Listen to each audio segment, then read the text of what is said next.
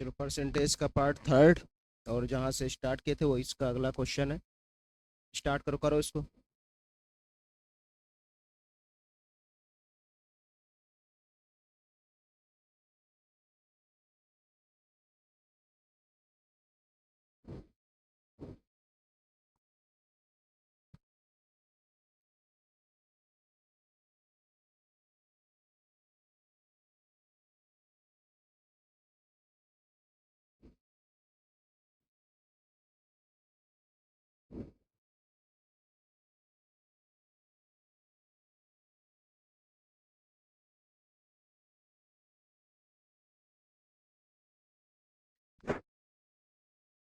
कह रहा है यदि एक संख्या 10% कम कर दी जाए तो वह कितनी हो जाती है? 54 हो जाती है। एक संख्या कितनी कम कर दी जाए?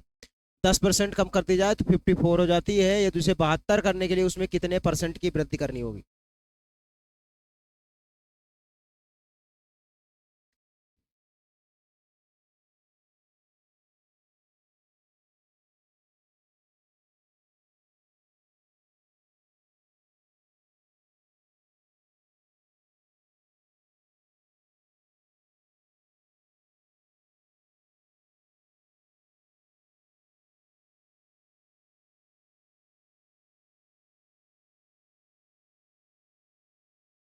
चलो देख लेते हैं।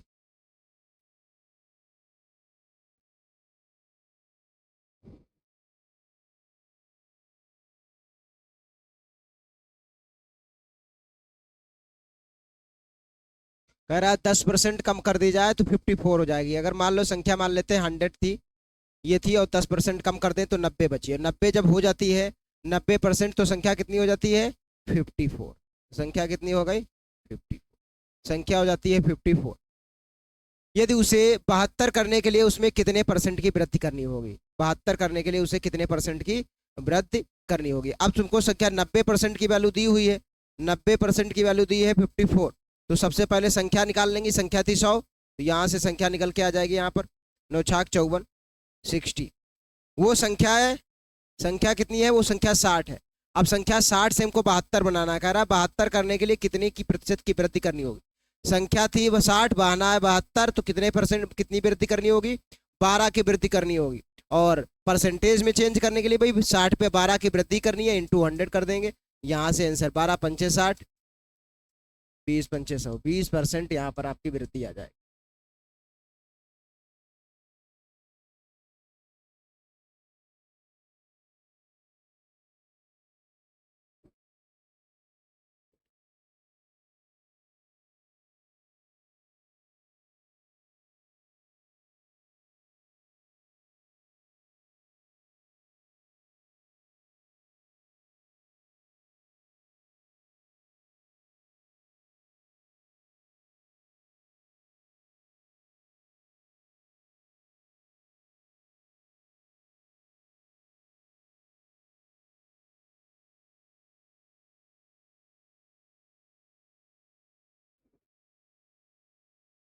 चलो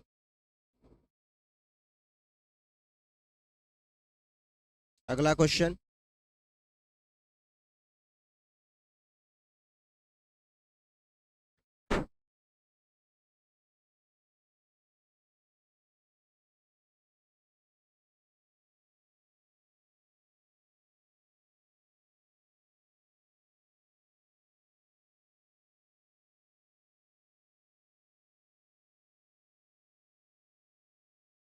कह रहा है एक संख्या का 60% अन्य संख्या से घटाया जाए तो वो कितना ये तो बता, ये क्या है? जब एक संख्या का 60% किसी अन्य संख्या से घटाया जाए तो दूसरी संख्या घटकर अपना कितना रह जाता है? 52% रह जाता है। ये तो बताया हुआ था क्वेश्चन। ठीक है,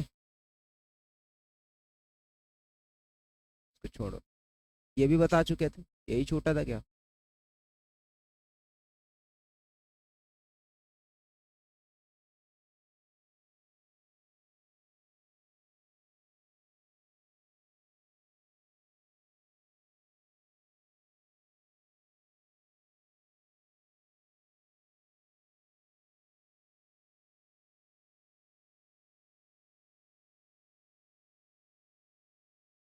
चल, यहाँ से करो अगले वाले जो पास फेल से कोई जो संबंधित प्रश्न है।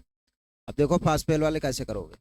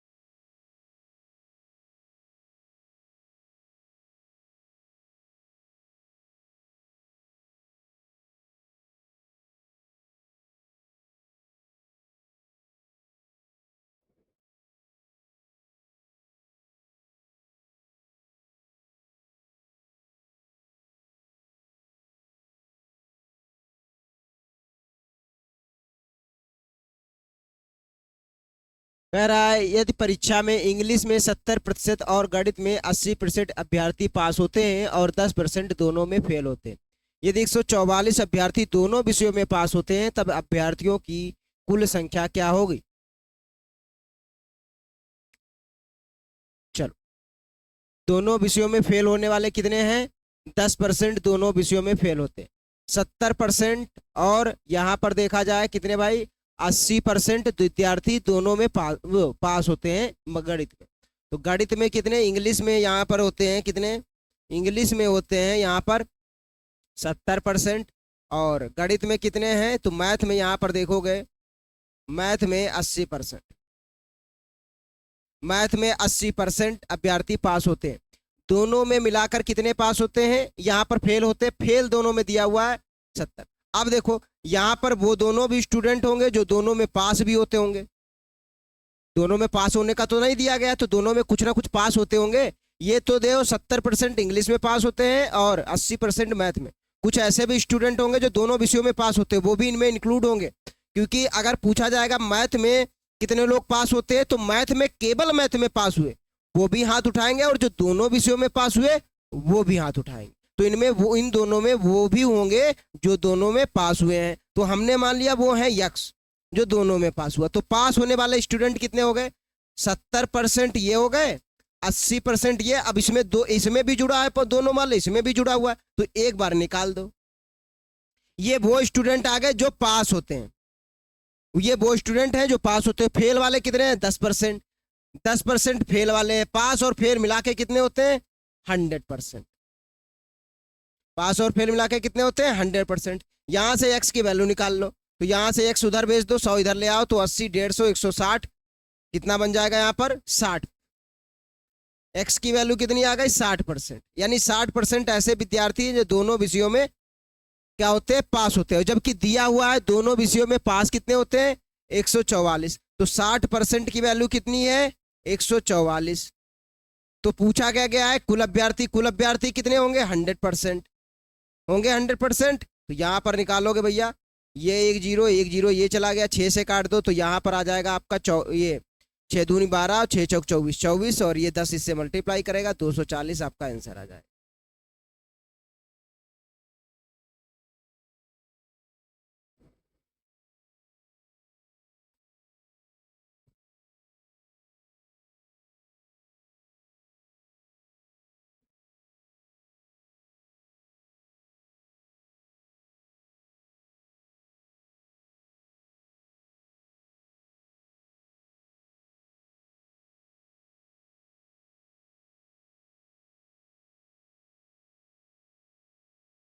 चलो अगला क्वेश्चन देखो।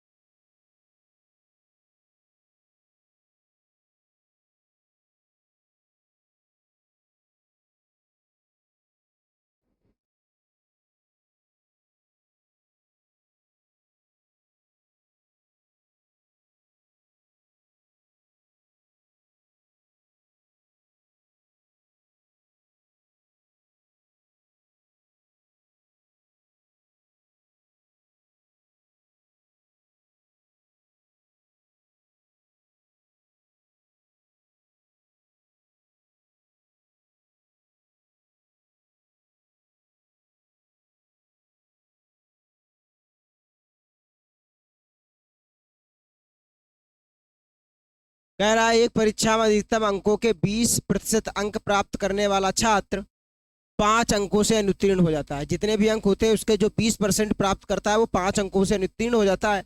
जबकि दूसरा छात्र जितने भी अधिकतम होते हैं उसके 30% अंक मिलते हैं और वह उत्तीर्णांकों से 20 अधिक अंक पा जाता है। उत्तीर्ण होने के लिए आवश्यक प्रतिशत क्या है, ये आपसे पूछा गया।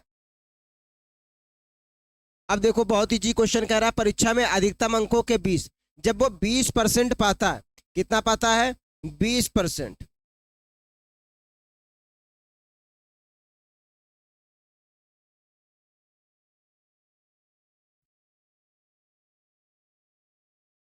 ठीक है। जब वो 20% पाता है तो क्या कह रहा है कि भैया 5 अंकों से वो क्या हो गया, फेल हो गया, यानी अनुत्तीर्ण हो गया।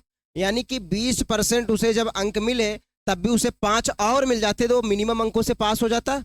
5 अंकों से ही फेल हुआ, इसका मतलब 5 और मिल जाते तो वो पास हो जाता, मिनिमम मिनिमम। तो 5 अगर ये क्या हो गए, मिनिमम हो गए, ये मिनिमम अंक। फिर दूसरा छात्र था उसे 30% मिलते हैं और 30% मिलने पर वो 20 अंक अधिक पाता है और पास। 20 अंक अधिक का मतलब है जितने भी मिनिमम चाहिए होंगे उससे उसके 20 अधिक आए होंगे। अगर यहाँ पर 30% में से 20 घटा दे तो ये मिनिमम ही अंक होंगे, ये भी मिनिमम अंक, ये भी मिनिमम अंक, दोनों मिनिमम अंक हैं, बराबर कर दो। अब यहां से निकल आएगा, इसको इधर भेजो तो ये माइनस का है 25 हो जाएगा, ये परसेंटेज उधर जाएगा 30% है और इधर से घट जाएगा तो 10% आ जाएगा। तो 10% की वैल्यू आ गई 25। अब 10% की वैल्यू आ गई 25 तो कह रहा है उत्तीर्ण होने के लिए आवश्यक प्रतिशत कितना है। उत्तीर्ण होने के लिए आवश्यक प्रतिशत, तो यहां पर देखो 10% की वैल्यू 25 है तो पूछा गया आपको उत्तीर्ण होने के लिए आवश्यक प्रतिशत। तो ये भी उत्तीर्ण होने के लिए मिनिमम परसेंटेज बोलो या आवश्यक परसेंट, ये भी मिनिमम परसेंटेज है। चाहे यहाँ पर 10% की वैल्यू मालूम है, 20% की वैल्यू रख दो, 5 जोड़ दो, चाहे यहाँ पर 30% की वैल्यू रख दो और 20 घटा दो, या दोनों ही कर सकते हो। 20 की वैल्यू रखो परसेंटेज में, चाहे अब परसेंटेज में ही क्वेश्चन का आंसर पूछा गया तो जाहिर सी बात है भैया, अंकों में तो पूछा नहीं गया, उसने कहा मिनिमम आवश्यक प्रतिशत, तो जाहिर सी बात यहाँ पर 5% की वैल्यू, यहाँ पर 20, यहाँ पर 5 अंकों की वैल्यू, यहाँ पर 5 अंक और 20 अंकों की वैल्यू, यहाँ पर 5 अंकों की वैल्यू यहाँ पर रखनी पड़ेगी, तब हमको परसेंटेज में मिल जाएगा। तो यहाँ पर 10% की वैल्यू 25 है तो 5 की वैल्यू कितनी हो जाएगी, यहाँ पर देखो 25 की अंकों की वैल्यू कितनी है 10%, तो 5 की वैल्यू कितनी होगी 10/25 गुणे 5 होगी। तो यहाँ पर कितना आ जाएगा भैया 5 और 5 इसको काटेगे 2% आ जाएगी। तो 5 के अंकों की वैल्यू 2% आ गई। अब ये तो या तो यहाँ पर करो 20%, ये भी मिनिमम अंक है, ये भी आवश्यक अंक है, तो 20% और प्लस 5 की वैल्यू आ गई 2%, तो 20% प्लस 2 और रख दो परसेंट और वैल्यू कितनी आ गई 22% मिनिमम। मिनिमम 22% चाहिए, यहां पर रखते तो हमको 20% की वैल्यू, यहां पर 20 अंकों की वैल्यू रखनी पड़ती क्योंकि आंसर यहां पर परसेंटेज में दिया हुआ है, तो हम 20 की वैल्यू रखते। तो भाई 25 की वैल्यू यहां पर कितनी हो गई, देख सकते हो 10%, तो 20 की 5 की वैल्यू ऐसे करके 20 की वैल्यू निकालते और यहाँ पर सर घटाते हो 8 आता, 8 यहाँ पर और 8 इसमें से घटता 20% में से, तब भी 22 आ जाता। चाहे ऐसे, अगर वो परसेंटेज में ना ऐसे पूछता मिनिमम आवश्यक अंक क्या है, तब यहां पर हम परसेंटेज की वैल्यू रखते, यहां पर परसेंटेज अंकों में यहां पर आंसर दिया होता तब अंक में रख देते। ठीक है चलो।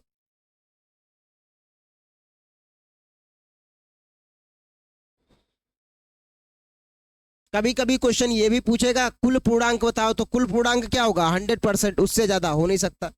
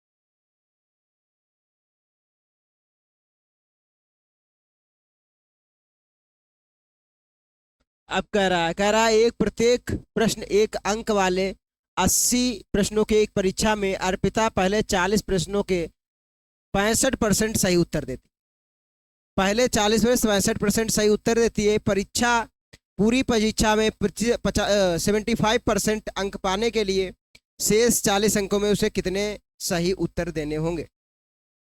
अब यहाँ पर माइनस मार्किंग का कोई कॉन्सेप्ट नहीं है, तो हम माइनस मार्किंग का कॉन्सेप्ट नहीं करेंगे।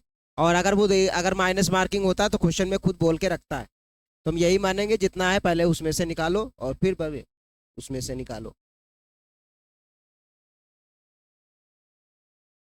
क्या कह रहा है भाई, 80% का यहाँ पर 40, तो 80 भाई है पहले 2 प्रश्न पत्रों में बढ़ जाता होगा, कुछ ऐसा ही होगा। कह रहा 80 प्रश्नों की एक परीक्षा में अर्पिता पहले, तो 80 प्रश्न थे, 80 प्रश्नों में से पहले 40 प्रश्नों में उसने क्या किया, तो 40-40 तोड़ देते हैं, पहले 40 ये बाद के 40 प्रश्नों में उसने 65% सही उत्तर दिए। तो भैया 40 प्रश्नों को से 65% सही उत्तर दिए, इसका 65% निकालेंगे तो यहाँ पर कितना आ जाएगा, 2/5 और 2/5 का निकलेंगे 13, 13 दूनी 26, ठीक है 26 आ जाएगा। 40 का 65% निकालोगे 26 आ जाएगा।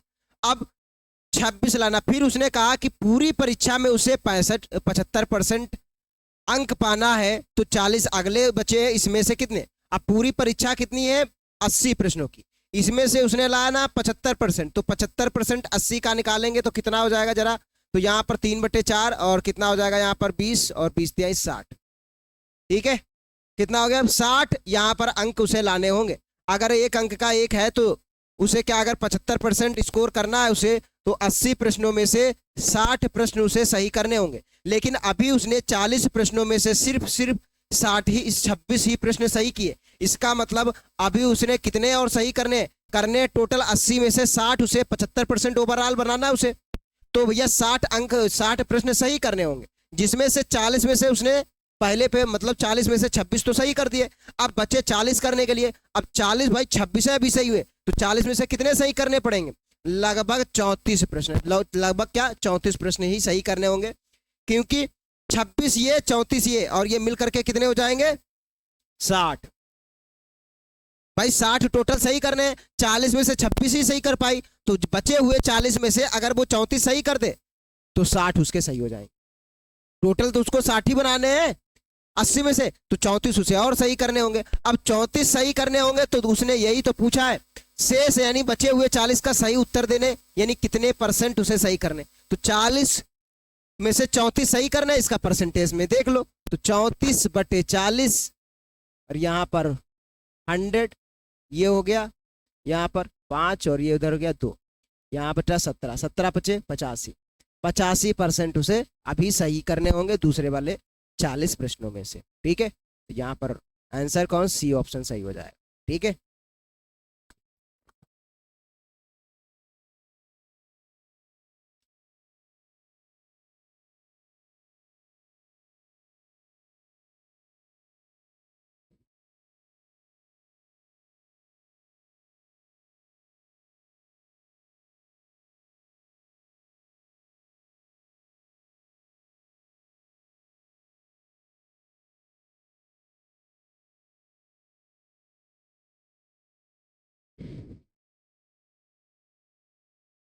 चलो भाई अगला करते हैं।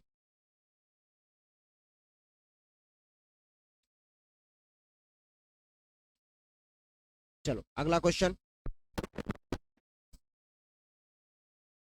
ये रहा अगला। कह रहा है एक प्रत्याशी किसी परीक्षा में 20% अंक प्राप्त करके 30 अंकों से फेल हो जाता है, परंतु एक अन्य प्रत्याशी है जो कि 32% अंक प्राप्त करके पास होने वाले अंकों में से 42 अंक अधिक प्राप्त करता है, तब पास होने के लिए अंकों का प्रतिशत कितना है, ये आपको बताना है।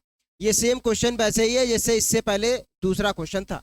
अब यहाँ पर क्या है भाई, वैसे ही लगेगा जैसे पहले वाला लगा था। कह रहा है एक प्रत्याशी को 20% अंक प्राप्त हुए और वह कितने अंकों से, 30 अंकों से फेल हो गया, इसका मतलब 30 और मिल जाते वो मिनिमम अंकों से पास हो जाता, तो ये मिनिमम अंक। फिर एक अन्य प्रत्याशी है जिसे 32% प्राप्त हुए और वह पास होने के अंकों से 42 अधिक लाता है, इसका मतलब जितने भी इसमें 42, जब 32% मिले तो उसमें उसके 42 अधिक थे, यानी पास होने से, तो 42 अधिक है पास होने से, अगर हम 42 घटा दे तो ये मिनिमम अंक पहुंच गए कि नहीं पहुंच गए। मिनिमम अंक यहाँ पर भी है, मिनिमम अंक यहाँ पर भी है, दोनों प्रत्याशियों को मिनिमम अंक एक ही परीक्षा हो रही है, तो मिनिमम अंक बराबर होंगे। बराबर होंगे, वैसे ही ये सेम जाति वाले इनको एक तरफ भेज दो, इनको एक तरफ बोलो, इधर हो जाएगा 72 और यहाँ पर जाएंगे तो 20 घट जाएंगे 12।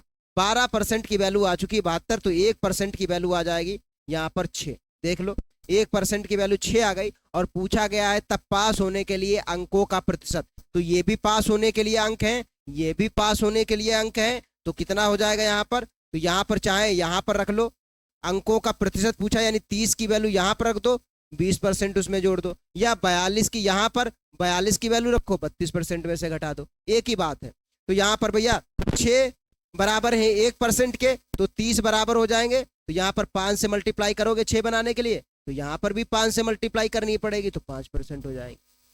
ठीक है, इधर 30 हो जाएगा, क्योंकि 6 अंकों की वैल्यू 1% के बराबर है, तो 30 अंकों की वैल्यू 5% के बराबर हो जाएगी। तो यहाँ पर रखेंगे तो 20% ये प्लस 5% ये, और दोनों मिला के कितने हुए 25%, आपका करेक्ट आंसर आ जाएगा।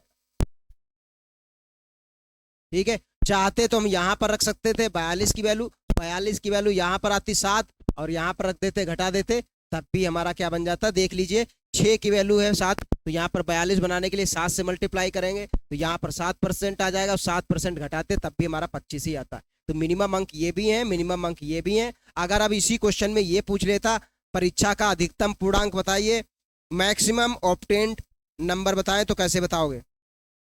परीक्षा के अधिकतम पूर्णांक बताइए, परीक्षा का अधिकतम पूर्णांक बताइए। अगर ऐसे भी क्वेश्चन पूछता है, जरूरी नहीं वो मिनिमम अंक ही पूछे, परीक्षा का अधिकतम पूर्णांक, maximum obtained number, maximum obtained number बताएं।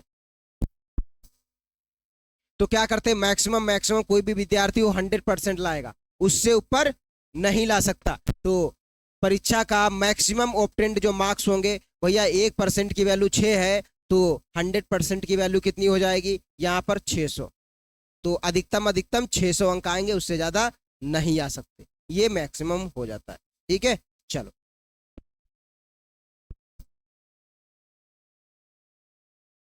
चलो अब प्रॉफिट लॉस इसमें है, प्रॉफिट लॉस का जो है आगे चैप्टर स्टार्ट करेंगे। ठीक है,